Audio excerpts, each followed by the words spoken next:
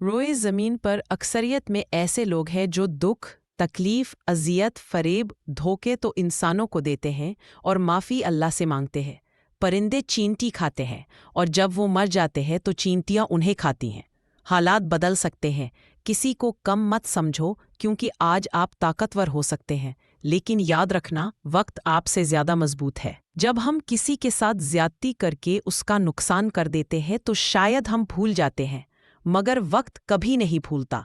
वक्त वही सब कुछ और कई दफा बढ़ा चढ़ाकर वापस हमारी झोली में गिरा देता है। अगर आपका शौहर आपको नजरअंदाज कर रहा है, वक्त नहीं दे रहा, उसमें चिड़चिड़ापन आ रहा है, तो इसका यह मतलब नहीं वो बदल गया है, ये बेवफा हो रहा है।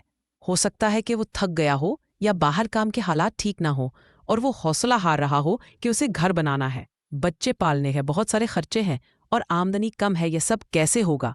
तो उस वक्त बीवी शौहर को हौसला न हारने दे, उसे तसल्ली दे कि सब ठीक हो जाएगा, मैं खुश हूं, कोई बात नहीं, ये वक्त भी गुजर जाएगा, अच्छा वक्त भी आएगा। बस आप हिम्मत, हौसला मिलता है, वो बाहर के हालात से लड़ने के काबिल हो जाता है। जब इमाम हसन अपनी बीवी को तलाक दे रहे थे तो इमाम हुसैन ने वजह पूछी तो इमाम हसन ने कहा कि वो अभी मेरी बीवी है और बीवी के ऐब बयान करना समझो अपने ऐब बयान करना है। और जब तलाक होली तो वो गई। इमाम हुसैन ने दोबारा वजह पूछी कि अब तो वो आपकी बीवी नहीं रही, अब वजह बता दे।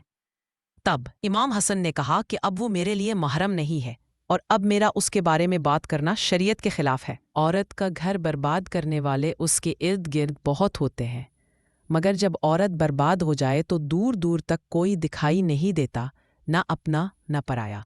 जब कोई औरत ये कहे इस दुनिया के भी मर्द बुरे और बेवफा हैं, तो उसका मतलब ये नहीं कि उसने सारे मर्दों को आजमा लिया है।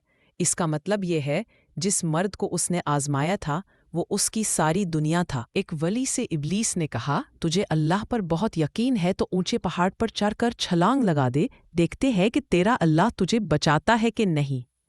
वली ने जवाब दिया, ये अल्लाह का काम है कि मुझे आजमाए, मेरा काम नहीं कि मैं अपने सच्चे रब को आजमाऊं।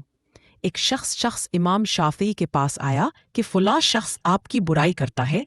आपने फरमाया, अगर तू सच्चा है तो चगलखोर है और अगर झूठा है तो फासिक। इस पर वो शर्मिंदा होकर चला गया। शेख सादी फरमाते हैं, तुम अपनी 1000 गलतियों के बावजूद अपने आप से मोहब्बत करते हो, लेकिन दूसरों की एक गलती की वजह से उनसे नफरत क्यों करने लग जाते हो? या तो खुद गलतियां करना छोड़ दो या दूसरों को माफ करना सीख लो। पर्दे एक नौजवान बेटी ने अपने वालिद से पूछा, अब्बा जान, मैं बदन के कितने हिस्से का पर्दा करूं और कितना हिस्सा खुला छोड़ूं? वालिद ने जवाब दिया, बेटी, बदन के जितने हिस्से पर जहन्नुम की आग बर्दाश्त कर सकती हो उतना हिस्सा खुला छोड़ दो।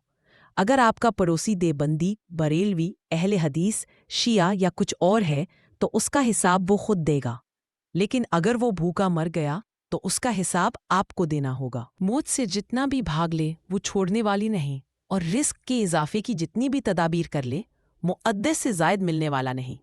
कुछ लोगों को छोड़ना इसलिए ज़रूरी हो जाता है कि करा आप उन्हें नहीं छोड़ेंगे तो वो आपको कहीं नहीं छोड़ेंगे। हमेशा खुश रहा करें, क्योंकि ये बेहतरीन इंतकाम है उन लोगों से जो आपको उदास देखना चाहते हैं। वो भी क्या दिन थे जब किसी को घर के दरवाजे से बाहर पत छोड़कर आते थे तो आंखें नम हो जाती थी। अब तो कब्रिस्तान छोड़कर आने पर भी कहकहे गूंजते हैं। दूध पीते मूसा गर्क नहीं हुए, हालांकि वो अपनी कमजोरी की इंतहा पर थे, और फिरौन गर्क हो गया हालांकि वो अपनी ताकत की इंतहा पे था। तकब्बुर चाहे ताकत का हो, दौलत का हो, हुस्न का हो, इल्म का हो, हस्ब नसब का हो, हत्ता के तकब्बुर चाहे तकवा का ही क्यों ना हो, इंसान को रुस्वा करके ही छोड़ता है। आजिज़ी इख्तियार करें, क्योंकि इंसान की अकड़ खुदा की पकड़ पर ख़त्म हो जाती है। यूसुफ अलैहिस्सलाम जानते थे सारे दरवाजे बंद हैं, फिर भी बंद दरवाजे की तरफ दौड़ पड़े थे और खुदा ने एक एक करके सारे दरवाजे खोल दिए।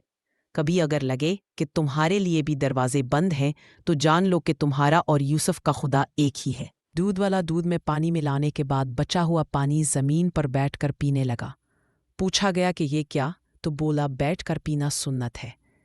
पूरी दुनिया में तमाम बरकत वाले वजीफ़े हम मुसलमानों के पास हैं, लेकिन खुशहाल गैर मुस्लिम हैं यूरोप की निस्बत पाकिस्तान के बाज़ारों में आपको किसी भी दुकान से कोई खालिस नहीं मिलेगा, लेकिन हर दुकानदार आशिक़ रसूल ज़रूर मिलेगा।